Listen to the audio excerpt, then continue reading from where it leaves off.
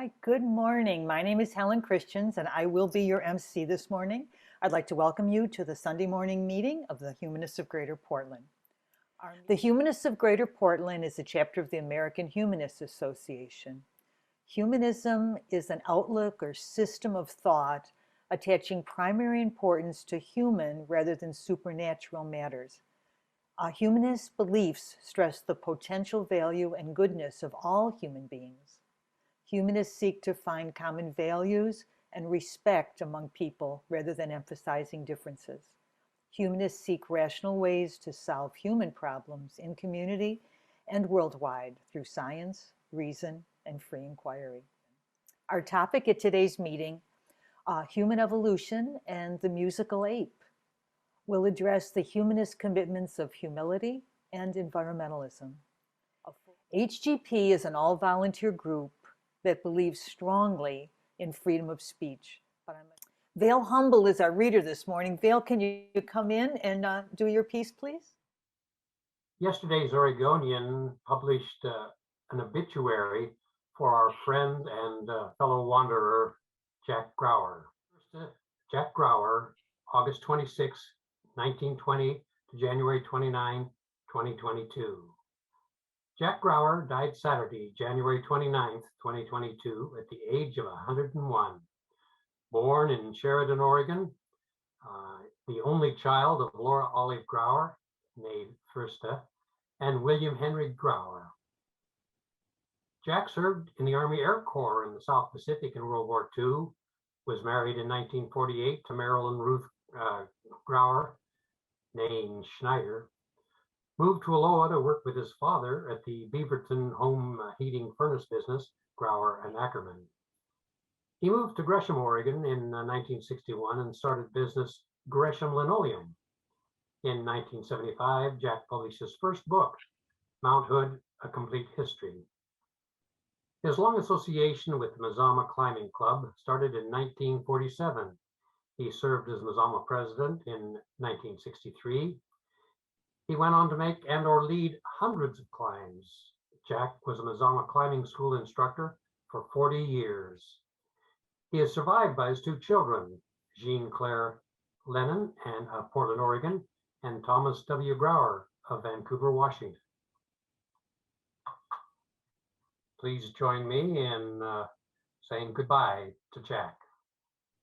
I love to go wandering along the mountain track, and as I go, I love to sing my knapsack on my back.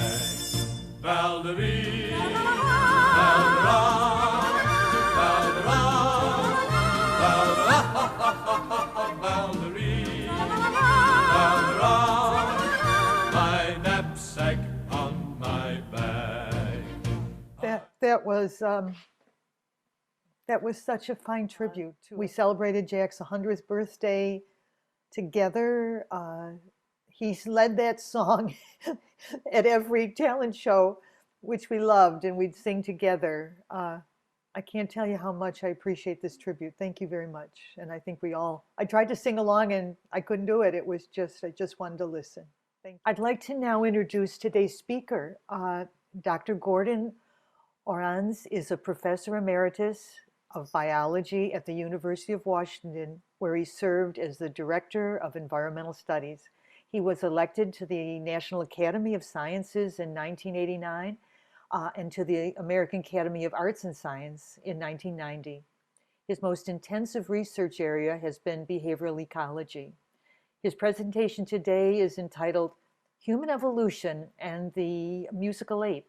Welcome, Professor. We are so pleased that you're here. You have given us many wonderful lectures in the past, and I'm really looking forward to this. It's going to be great. Thank you. Come on in now. Okay, can you hear me? We sure can. Sounds good. Okay, well, I'm delighted to join you again, and I'm pleased that you think my words might be worth saving for posterity. I hope posterity does enjoy them. We are an amazingly musical animal. Music just pervades every bit of human life.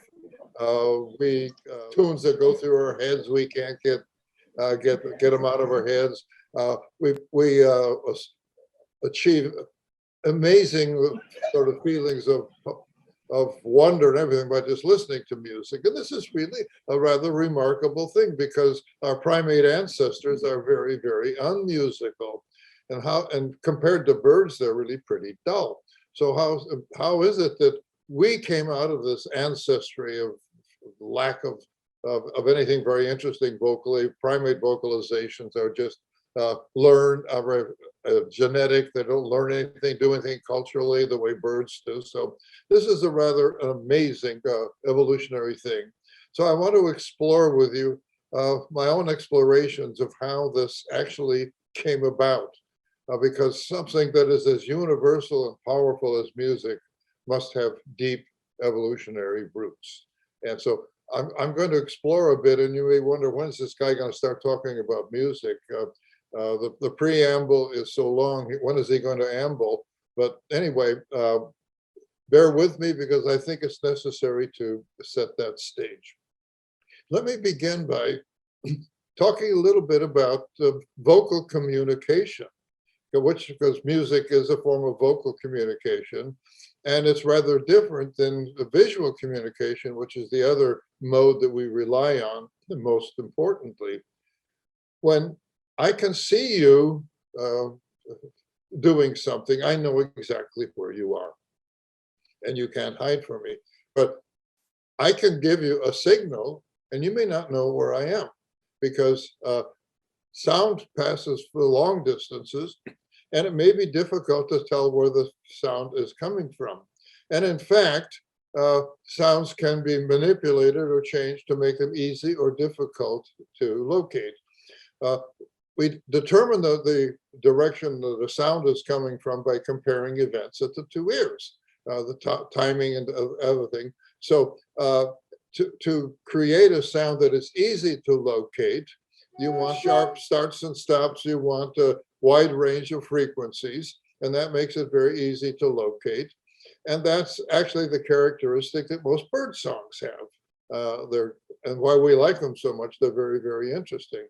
But you can design a sound that's very, very difficult to locate, and that's one that has a very, very narrow pitch range, starts very gradually and ends very gradually. And that's, of course, exactly the hawk alarm calls that birds give. You just can't tell where it's coming from. So sounds can evolve under the influence of natural selection, as they have, either to be easy to locate or difficult to locate.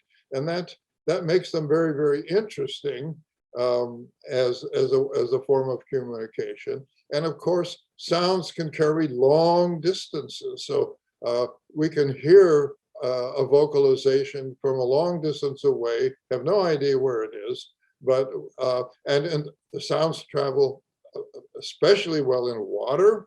So the whales communicate over hundreds of miles by sounds in the water. So vocal communication has some very interesting properties, and that will be important in understanding how it is that we became so musical. A second factor that is really important in understanding how this actually came about is probably the most important thing we ever did in human evolution. We learned how to domesticate fire. And a wonderful book, if you haven't read it, is by Richard Wrangham, who's an anthropologist at Harvard. It's called Catching Fire, How Cooking Made Us Human. Well, what cooking does, it does a couple of things. It makes a larger range of food palatable that you simply can't eat it raw. And in fact, the seeds of annual grasses that form the foundation of modern human cuisine, they're all inedible except when cooked. And so cooking dramatically expanded the range of foods that we could eat and enjoy. But they also did another thing. We outsourced to the fire a big part of the digestive process. So when we sit down to a wonderful meal at these restaurants you were describing a little bit earlier, most of what we eat has been cooked already, and it's partly digested, and it's very easy for us to do the rest. We've outsourced a big part of the problem to the fire. And if you want to get a good sense of that, go down to a market and get a chicken that's been born and and raised in nature, not these ones that sit in the cages and don't know how to move. Get a chicken that's really been out there doing stuff, buy it and take it home and eat it raw. You'll find that meat is wonderful, but it's very, very difficult to eat when raw. And Richard Wrangham has shown that chimpanzees in Africa spend up to 6 hours a day chewing. And they've got these huge, incredible jaws that are so impressive because they have to spend a lot of time chewing difficult stuff. But what Richard Wrangham argues, and I find it very, very convincing, is that the domestication of fire had direct effects on the evolution of the human body. The wonderful thing that we are with the very reduced jaws, the slender, the very reduced digestive system, is a result of our having outsourced so much of the digestive process to the fire. And this enables us to have a high quality diet that can support the evolution of a big brain. Brains are really, really costly. That little 3-pound thing in my head uses about a quarter of the energy that I expend every day. And we all know that just thinking makes you really tired. Brains are tremendously expensive. And in order to evolve them as we did, we had to have an unusually good diet. And that happened as a result of then our taming fire and being able then to enjoy a wide range of high quality foods that we outsourced the digestion to the fire. So this enabled that the domestication of fire came at the same time our brain tripled in size. We know that in the African savanna. So we became really what we are, and the invention of cooking is central to that. And there's a movement now. You have the raw food foodies, these people that think cooking is unnatural, which is absolutely wrong. And they try to live without cooking anything, and they have real trouble. The women stop menstruating. It's really, really difficult because most of the stuff out in the world didn't evolve to be eaten, or they're defended physically and chemically. And about the only things that are out there that were designed, so to speak, by evolution to be good to eat are nectar and fruits. Fruits are designed to be eating. That's the fruit and all the flesh around the seeds is what the plant pays to have somebody come and move the seeds away from the parent plant, because if they drop under the parent plant, they suffer intense mortality from predators, and almost the only ones that do survive are the ones that got moved. So fruits are the price that plants pay to get the seeds moved. And so those are the only things that really are nicely edible out there. All the rest are tremendously defended. And one of the things we can do by breaking down the defense a lot is to cook it. So this is, I think, a major event in human evolution. I think it's underappreciated, but I think it's absolutely essential to understanding of the evolution of music, because this enabled us to start doing energetically demanding things that we could not have done, and which the other apes simply can't do. They sit around. Well, you have the movies with Congo and all the stuff, but gorillas are really very placid and tame. They walk around eating leaves, and they don't have much energy, and they have big pot bellies and have to eat a lot, and they can't do the wonderful kinds of things we can do because we figured out how to outsource the cost of digestion to the fire. So this doesn't explain how it is we became musical, but I think it sets the stage to enable us to have developed these capabilities, among which is the evolution of music. So this is, I think, an important thing to understand that has enabled us to become musical, and why our ape ancestries didn't. So one of the things then that we began to do with this marvelous body. And we began to hunt very dangerous animals.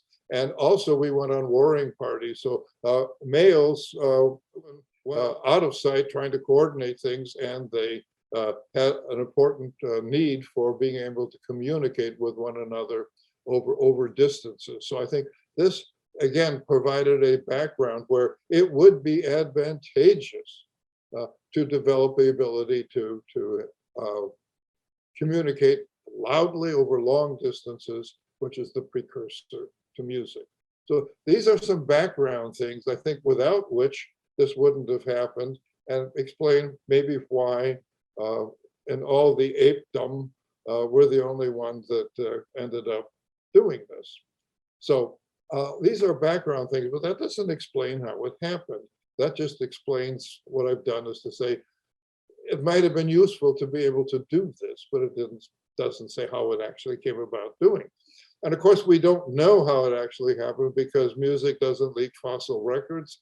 And the little bone flutes that we find, there's the first signs of music, are probably developed long after we were becoming pretty musical. So they're interesting, these little bone flutes that goes back quite a ways. And so we knew we've been musical for a long time, but we were musical long before that. So how could it start? And remember that Darwinian evolution is something, it's a rare copying error of DNA. So there's a mistake made in the copying, and most of these copy errors are bad and they're eliminated right away, but a few of them are valuable and they spread. So that the first rule in thinking about the evolution of anything, it had to start very, very rare, and it had to be able to increase when it's rare.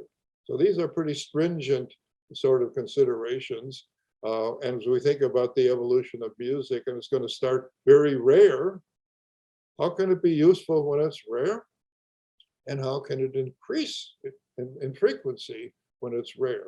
And of course, we don't know that, but I want to suggest a couple of possibilities that may or may not be correct, but they illustrate, I think, how you have to think about this if you want to get at it. And let me just take, here's one little example. A hunter develops a vocal ability to say, make a reasonable facsimile of the call of a wounded rabbit. So he's able to do that. And the fox comes in to find the rabbit, and the guy kills the fox because he's able to do that. And he comes back to camp, and he's showing off his fox and how he got it. And he's going to be honored, and it is very unlikely that he would sleep alone. So this is an example of how actually interspecific communication, that you fool a fox, that it enabled a person to get a genetic advantage because he would be recognized as especially valuable back at camp. But another way might be actually the development of cooperative hunting among men. And one of the most interesting things about the evolution of music, which is universal, is that it's almost always accompanied by dance, and it's done by vigorous males dancing, often to exhaustion. And why would that be?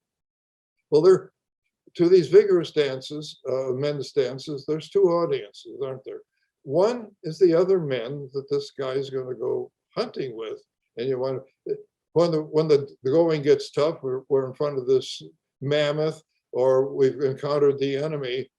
Is this guy going to be there and reliable? Can we really count on him? And is he going to be there when we really need him? And so dancing vigorously until exhaustion. This guy's really got it, and we're likely to be able to count on him. So I want to go hunting with him, or I want to go warring with him, because that is revealed a little bit by the dance. And of course, the other audience for the dance are the women, who are eyeing the desirability of men as the father of their kids. And this guy can look like a pretty good bet.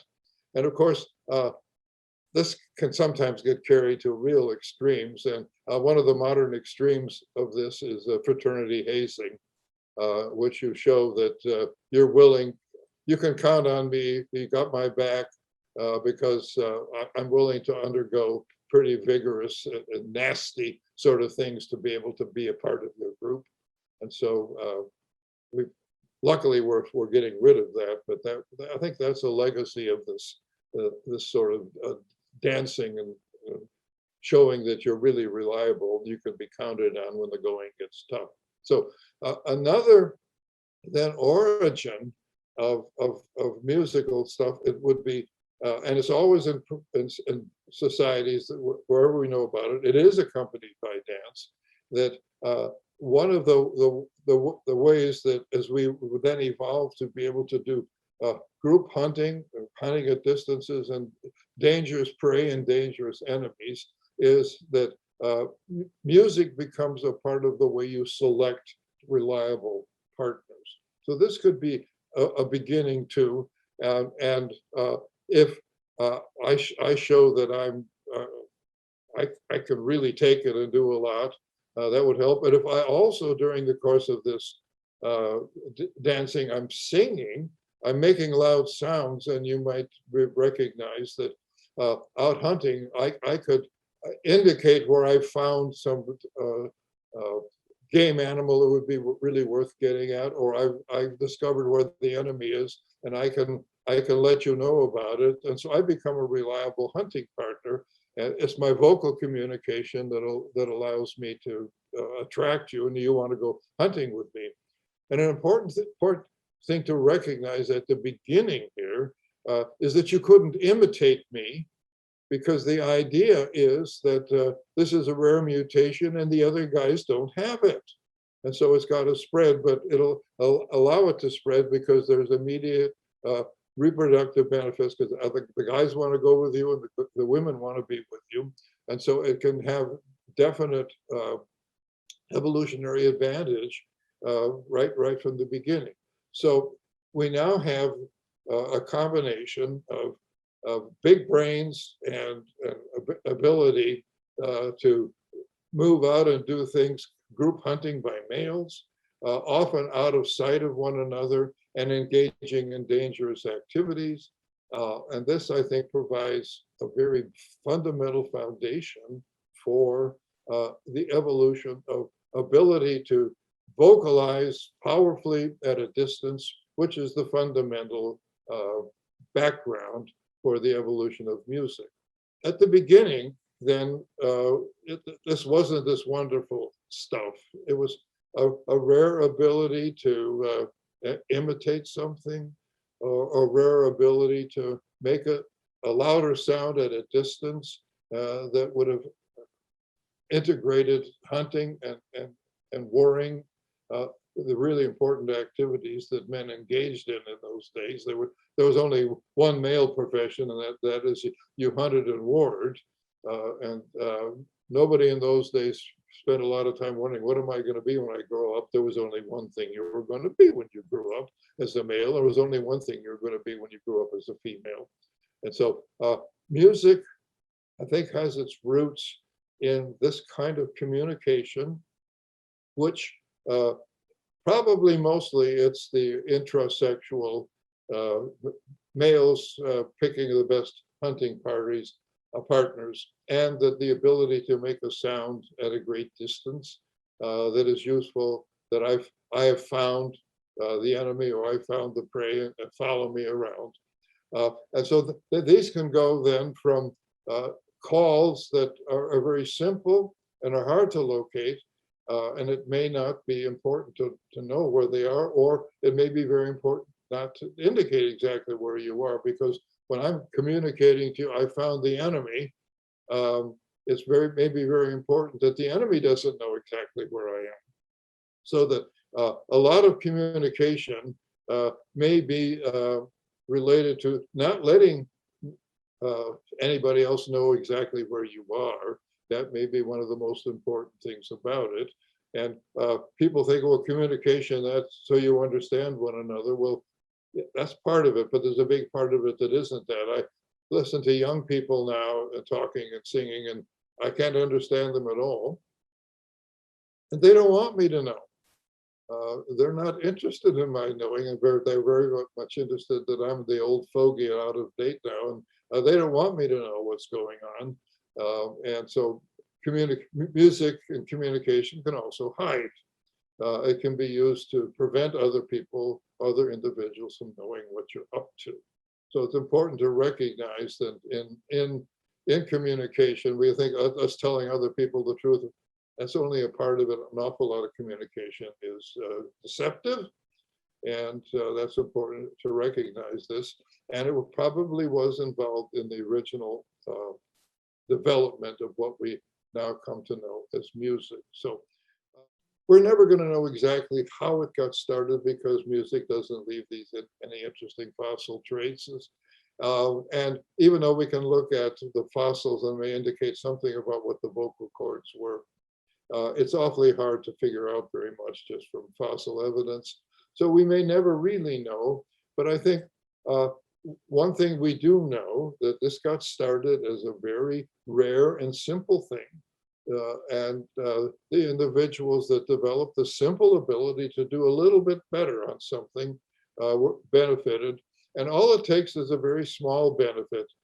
The hunter didn't have to have a perfect imitation of a wounded rabbit. This had to be good enough to fool a fox. And so it isn't going to start out with great elaboration and great imitation and that sort of stuff. It's going to start out with something very simple, but a very minor advantage. We know this as a part of evolution, that a very minor advantage can suffice over time to bring something to common occurrence that was starting out very rare. And as it then goes, it gets better and better. If you're a little bit able to imitate a wounded rabbit, if it gets better, you're better pulling at foxes. And the same is true if you're out hunting and you're able to communicate something about at a distance to other hunters that can't see where you are. It can get better and better as you go on, and you get these wonderful hunting cries that hunters in hunter-gatherer societies can do. They can communicate a lot at a distance. And it gets very complicated and it develops because the better that you can do it, the better it is. But it takes a long time for this to happen. So these are my guesses is about how it might have got started and how why dance was an inevitable part of the early music and why it was so vigorous and male only, and from which, of course, we've developed all sorts of the dance forms that are very, very different. But I think the origin is a very energetic to exhaustion male dancing that enabled people to better select hunting and warring partners and better able to select mating partners. So I think it's from these kind of very simple origins that may not look much like music and wasn't very much like music at the beginning, that would gradually develop and become elaborated as we develop vocal abilities. And finally, now we have the ability to generate unbelievable sounds that come out of the human body. It's amazing that a wonderful opera singer, tenor or soprano, unmiked, can fill a huge auditorium. That you can generate that amount of sound from the human body is really rather extraordinary. And they're getting better and better at it. When I was young and first getting interested in opera, the tune was that the tenors were all overweight, and as in the musical, and she's going to have a loud Wagnerian mother with a voice that shatters grass. Well, the large Wagnerian sopranos were very big, They aren't anymore. They're rather slender women, and we've learned how to generate that kind of musical energy out of a remarkably small body. And so this has enabled us to do all sorts of things, but that's not how it got started. So, but I think these lay the foundation for how it got started and how it could become a big deal. But once it becomes a big deal, then all sorts of other things kick into action. And here we pick up the concept of the meme, M-E-M-E, which Richard Dawkins first promoted. And the idea is this is an idea which can spread through society because other people copy it. And it's non-genetic. It has nothing to do with genes. I'm talking to you and you can understand me and we can communicate. Well, I think you're understanding me. Well, the reason we can do that is that's entirely genetic. The fact that we're doing it in English is entirely environmental. Rather than Swahili or some other language, all of our languages we can learn easily, but there's this interesting combination of what's genetic and what's environmental. And once you have something really elaborate, like music, then the environmental, the memes, the imitations that spread very, very rapidly. And memes can go really rapidly. I remember, this isn't a vocal thing, but I remember watching my grandkids.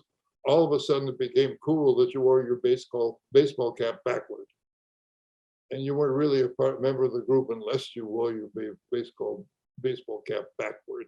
And that's silly, okay, but it's a sign, okay, I'm a member of the group. And so much of communication of all sorts is to identify the in group versus the out group. And so the evolution of musical taste and its incredible diversification has probably come via the meme process, that you invent something. And of course, a big part of musical differences are that you identify yourself as a member of the group because you sing and know the same songs. And they're different than the songs that other people sing. And you don't do the same thing about the national anthem, some other nation. It doesn't affect you at all. So we evolve these things, and then music can become a part of identifying the in-group versus the out-group, which is so much of what communication of all kind is, that it's important to know who's in the in-group that you behave in certain ways toward, and which is the out-group that you behave in other ways toward. So music has continued to have that. And also, you know, we get, we're so little, we pick up, if I go, you're ready to pick up the rest of that theme and the whole opera that is based basically on, and that's of course Madame Butterfly, and those few notes occur throughout the opera in different circumstances. And the minute you hear it, you know, and the minute you just hear those notes, you fill in all the rest. You know, you start imagining everything in that tragic opera just from, and that's all it takes when you hear it. And that's true of all these little kind of snippets of things that do that to us.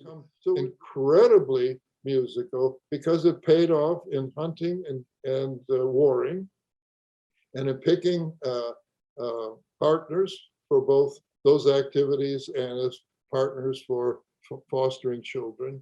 And it's come, so this become this incredible thing that is absolutely amazing. I mean, that music does what it does to us, and it probably always will. And we keep inventing new music and new dance forms that which has always accompanied music, and we just keep being very, very inventive. So something that was as important as that, then you start embellishing in all sorts of ways, and we end up with a culture that all human cultures, that we sing and dance, and the deepest emotions that we ever feel come from that. So I think it's a long history from inventing or cooking, and a little bit of this and that laid the stage to making it possible. It would be worthwhile to be able to communicate loud sounds at a distance that ends up with the amazing thing that we call the musical ape. Well, Gordon, thank you so much. You have generated, I don't know if you've watched chat at all during this whole thing. The chat's going wild with all kinds of questions that people have come up with as you've talked, which was really fun. You know, I did list the book, Catching Fire, How Cooking Makes Us Human by Richard Wrangham. Richard Wrangham. Wrangham. He's an anthropologist at Harvard. Okay, so that's there. And the first person, kind of a comment or question, Hank Robb, I think it's a better example. I think he's referring to the fox and the call, calling it a turkey, calling in a turkey, because then you can get back to camp and you can eat it, something more to eat. I think he was just kind of being facetious there. Well, that's very good. And of course, even today, hunters imitate ducks Right. to bring stuff in. So we still use that today in hunting. Yeah, We sure do. That's excellent. Probably the turkey is better than the fox. Okay. Okay. Yeah, just fun. John Peters. Oh, hi, John. So glad to have you here today. John Peters sends a comment. I hope that you can say something about music and memory, which you did. Why is it so tight? We all can recognize a song with just a note or two, even if we have not heard the song for years or even decades. I don't know of any other stimulus with this recall ability, that ability to recall well into, decades long. Yeah, it is absolutely amazing. Mm-hmm. And I just use that one little phrase from Madame Butterfly to illustrate it, but it happens to be an opera I like very much, but tragic as it is. But tiny snippets. Of course, our mind is very good at filling in holes from bits and pieces, and we do this with visual communication too. A little bit of a sign of an animal in the grass, and we fill all the rest in. And of course, that's what art does. Those cave paintings, just a few lines of the animals, and our brain fills in all the rest. And the power of that is not that it shows everything, but it gives us just enough, and our mind goes away and does all the rest. So our mind is, both for visual and vocal communication, is all set to piece together wholes from little snippets. That's one of I think, the fundamental traits of the evolution of the human mind, and it's both for visual and vocal communication, and probably for smell too, although we're much less good at that. I work professionally as an occupational therapist, and it always amazed me that people would be sitting very dull, in a memory care unit, and you'd get singing, or people would start singing or playing the piano, or there would be music from their generation, and they'd wake up, they'd come alive. Yeah. It's amazing with impaired people, what a little music was done. And I had a friend who was dying of brain damage, and he couldn't talk, but he could sing it. Oh. And the last communications I had from him, we sang to one another. Oh, and it was sort of tragic, but when he could no longer speak and tell me something, he could still sing it. He could sing it. Okay. He could still sing it. I mean, it's amazing how musical we have become. I mean, it's stunning, absolutely stunning.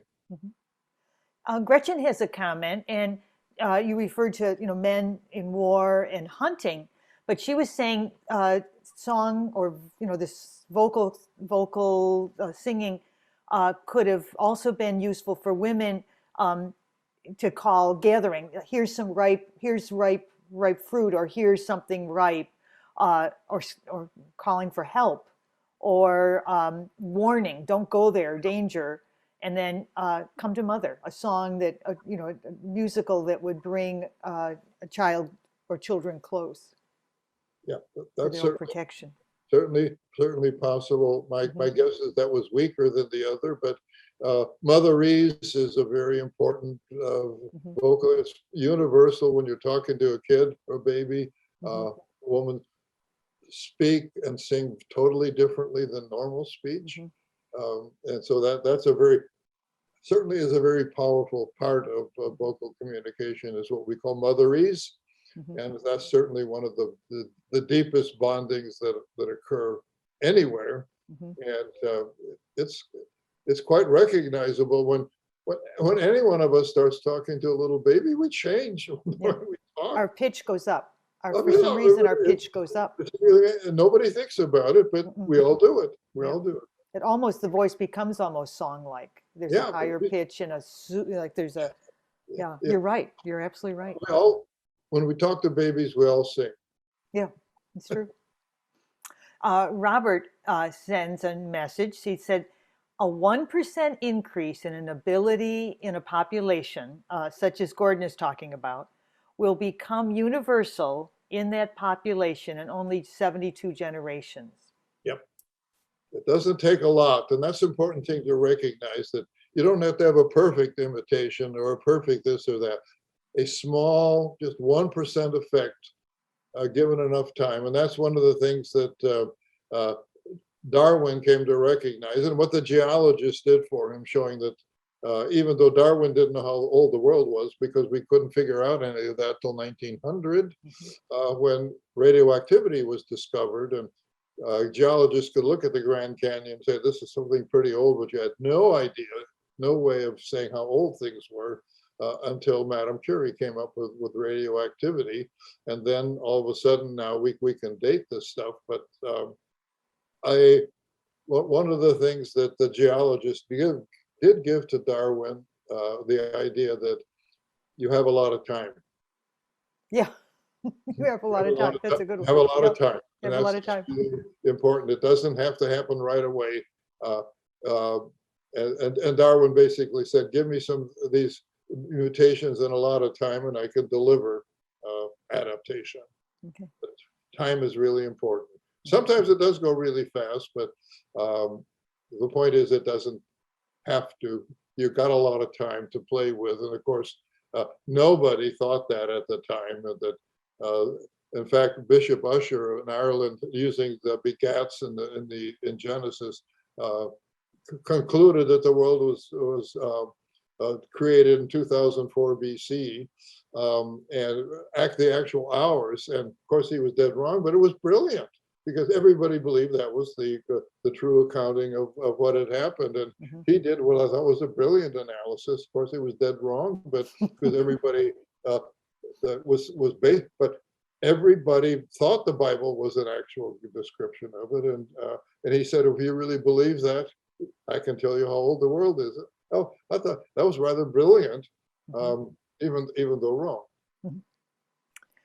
Jamila has a comment or question.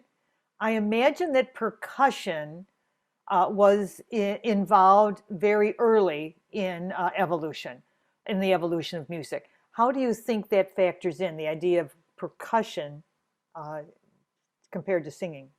Well, percussion is just pure rhythm. And it's interesting that, the basic forms of musical instruments that we have in our, is pretty much the same all over the world. But percussion, dance and rhythm, it's all percussion. And so I think the music started out an awful lot of simply being elaborate percussion. And one of the ways you could show off is by being better at percussion. And I just find it absolutely astounding to listen to African drummers. The complications of, and again, the ability to do that could be sexually selected. But yeah, percussion is incredibly important because the fundamental basis of music is rhythm, and rhythm came much earlier in music than harmony. We know that the early Gregorian chants and things like that, that rhythm as the basis of music preceded harmony by a very, very long time. And harmony that was something we have some idea how recent it is, because say, Gregorian chants, which are still very beautiful. There's no harmony in them at all. Mhm. That's true. Let's see. Joyce has a question, and it's a two-part. Are bird calls various memes? And the second part of her question is, could any of us learn to throat sing like a bird if we started young enough?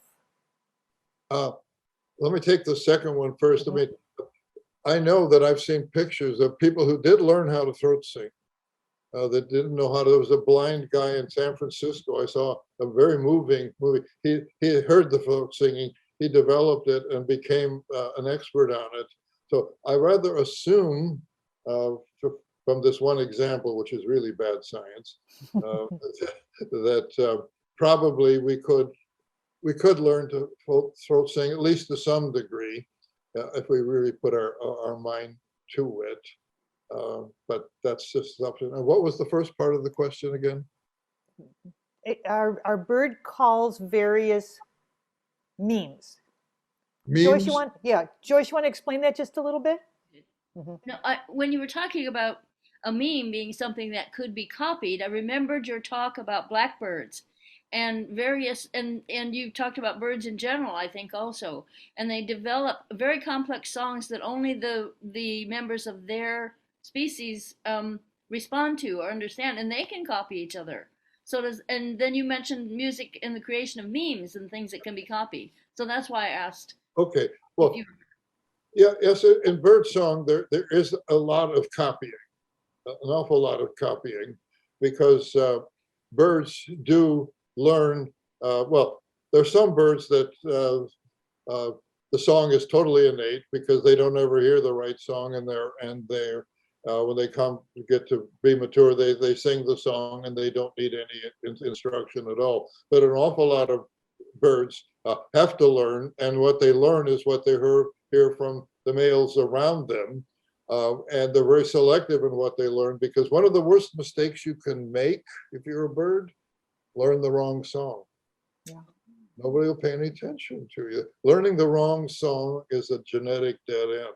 That's a really bad error. So a lot of work has been done on bird song, showing the birds that, with captive birds, that they do have to learn the song, but they have barriers against learning the wrong song. They simply they won't learn the wrong song, and you play once or twice the right song and they get it right away. So there's very deeply programmed learning that has as its evolutionary design to prevent what is a very, very serious error, a genetic dead end, that's learning the wrong song.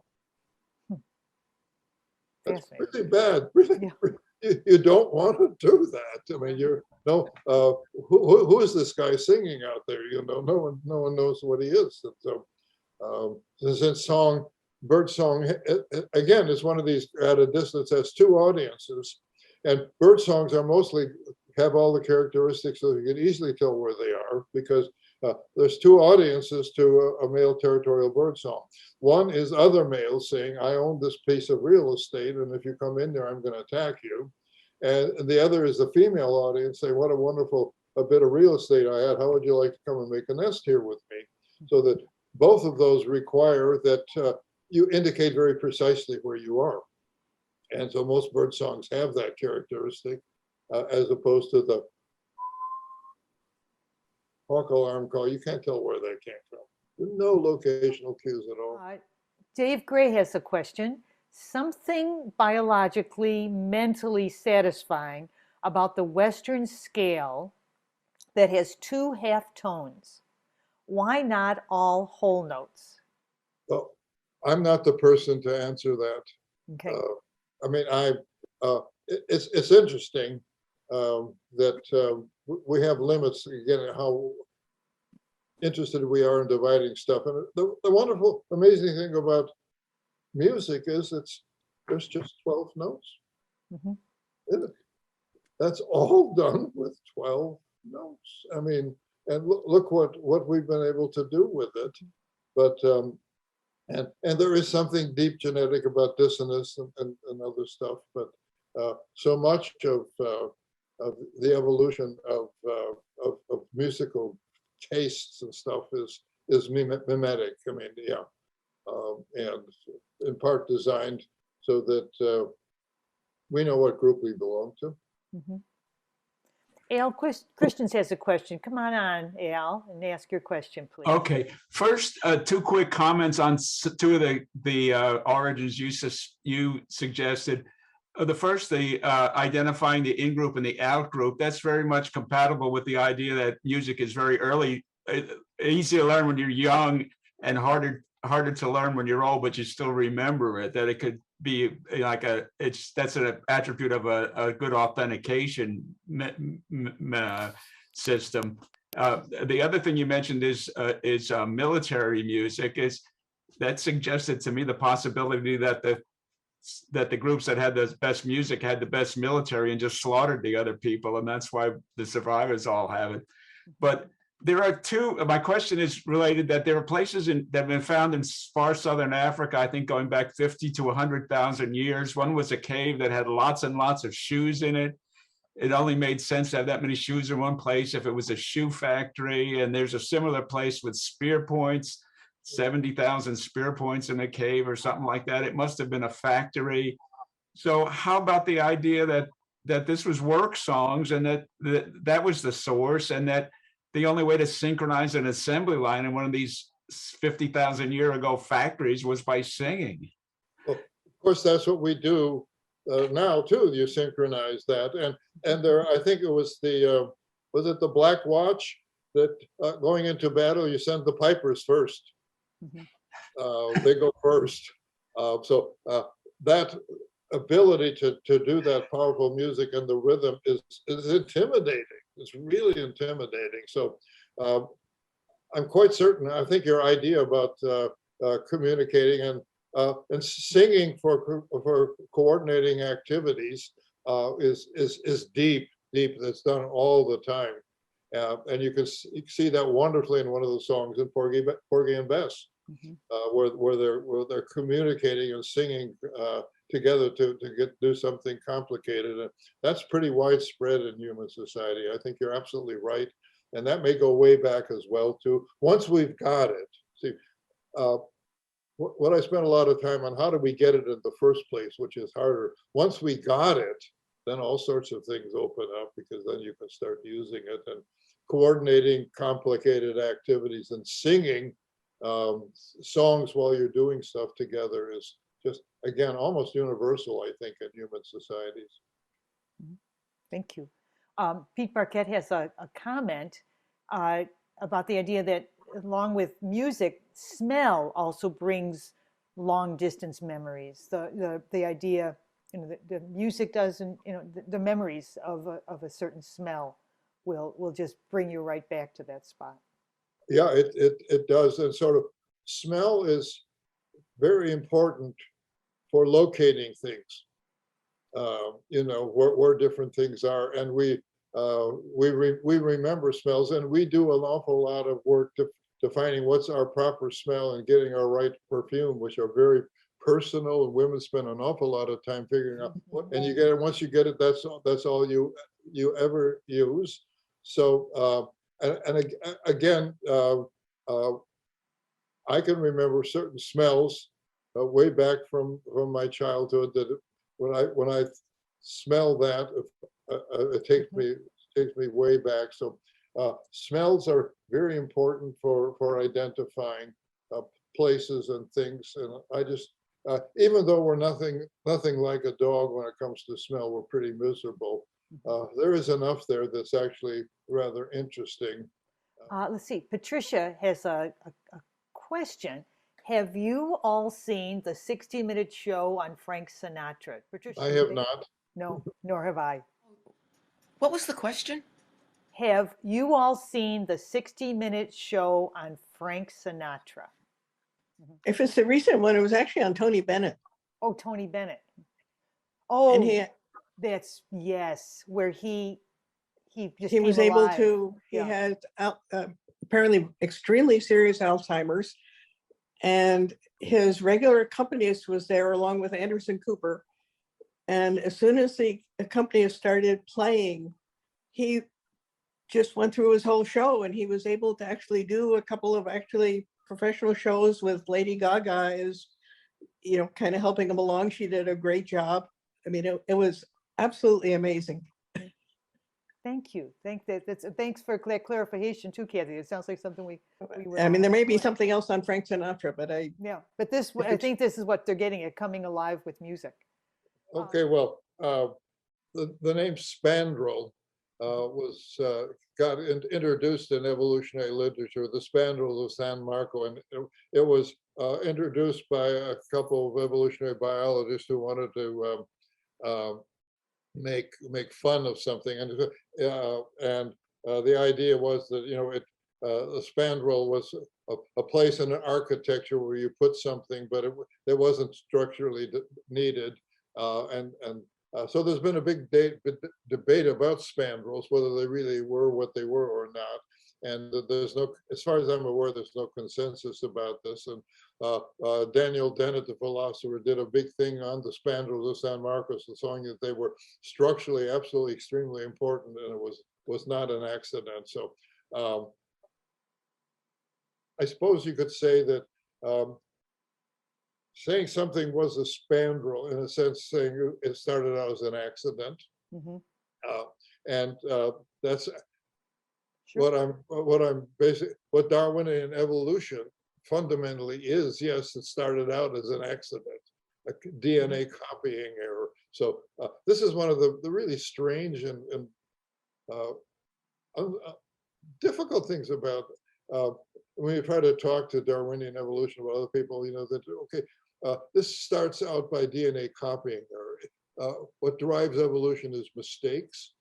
And that's pretty hard to swallow. An awful lot of people find that just incredibly difficult to swallow. And who wants to be in a world where evolution has been driven by accidents, lucky accidents? And that's really a pretty difficult idea.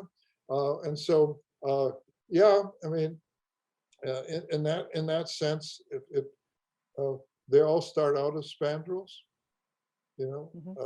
So that's a reasonable idea. But again, what Darwinian evolution is, it's DNA copying errors, it's mistakes, And most of which are bad, but, and they're weeded out. But every once in a while, one of them is okay. And what I've tried to explain in this talk about music is how some of these errors that came up gave some ability could have spread when they're rare. But again, any evolutionary adaptation is the point I keep hitting. And I've said in other talks, it's got to start out as very rare, and it's got to have built into it the ability to how it's going to increase when it's rare. And so it has to be very, very individual. And as I've indicated, as I talked about possible origins for music, there was an immediate advantage to the individual. It got a little bit of vocal ability. And that's what I think, whether you like the examples I gave or not, or any other, those are the features I think they have to have. John wanted to clarify that the scientist he's referring to is Lewontin, Lewontin? Yeah. And Stephen Jay Gould. Lewontin and Gould were the two people that did the spandrels of San Marcos. Okay. It became a very famous paper in evolution, and it's very controversial, and it's gone through various mutations and stuff over time. So I'm a believer. Everything in a sense at the start was something has some of the characteristics of a spandrel. Okay. They're mistakes.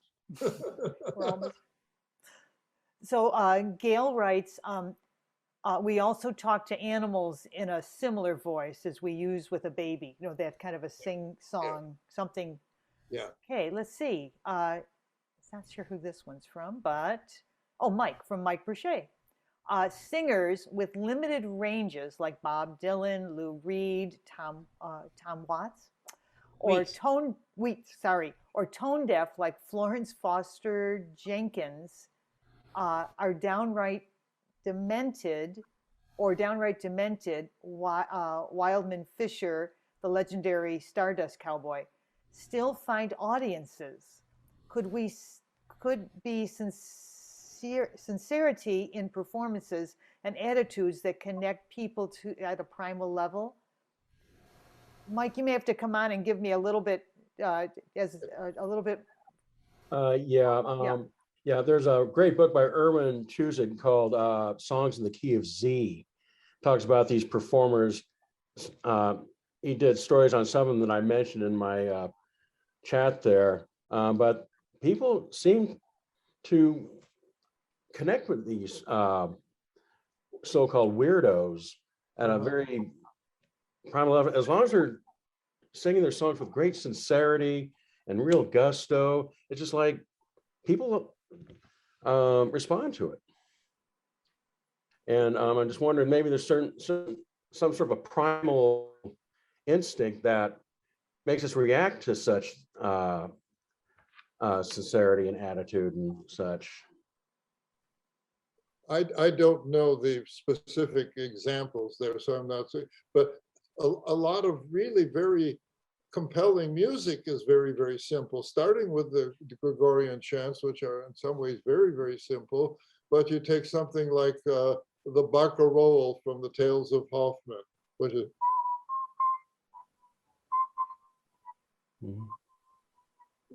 amazingly simple, but amazingly powerful.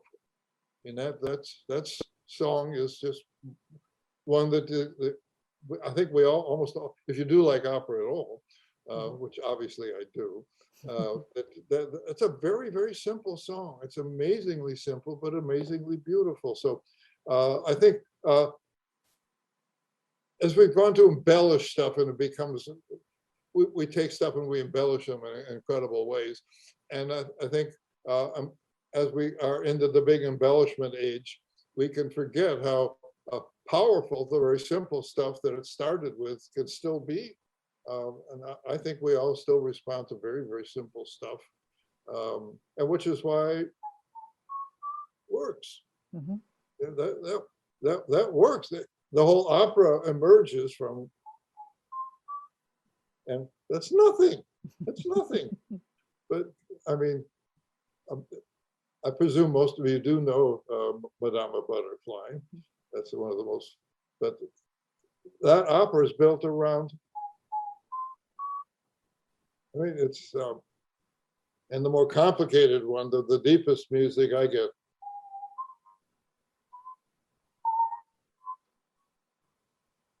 And that's the Tristan chord, and around which everything goes. And it's, books have been written about that chord. And, you know, the fundamental thing of really complicated stuff comes down to really variations on a very simple theme. Mm-hmm. That's still there. So I think that's, I don't know if that's a good answer to your question, but I think a lot of very simple stuff still is very powerful.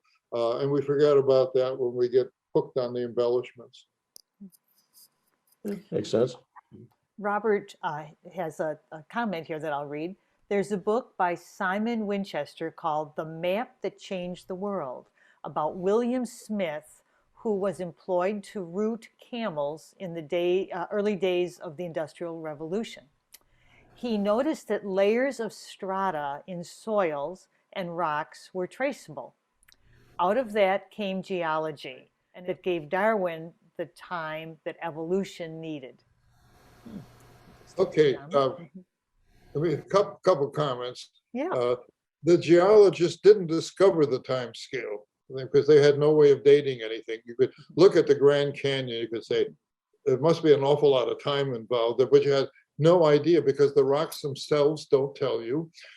And the names of all these geological periods, they end up zoic because they were based on the animals that you found in the fossils. And the animals gave you some clues.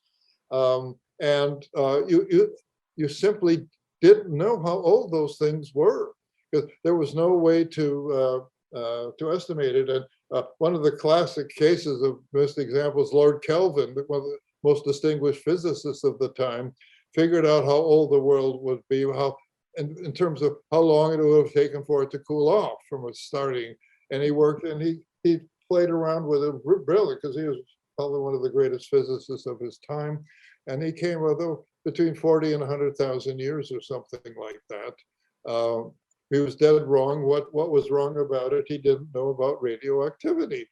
And that's why the Earth has taken a lot longer to cool off because of radioactivity. So it wasn't until 1900 and Madame Curie of radioactivity that we were able to date.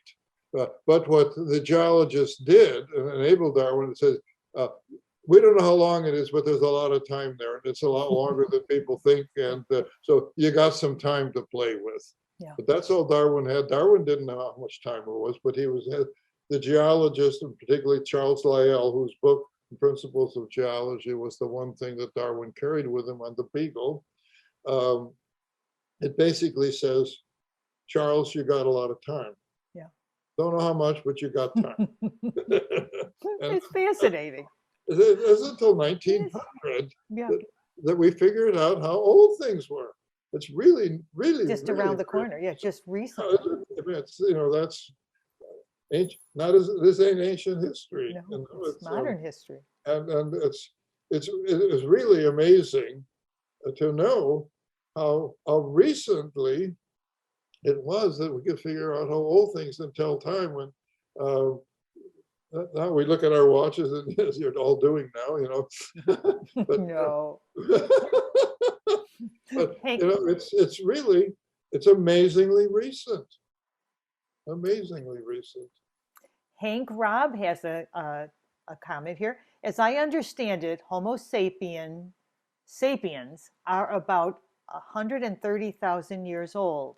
Is there evidence of musicality, bone flutes, etc., prior to Homo sapiens? And also, what stage of human evolution was fire domesticated?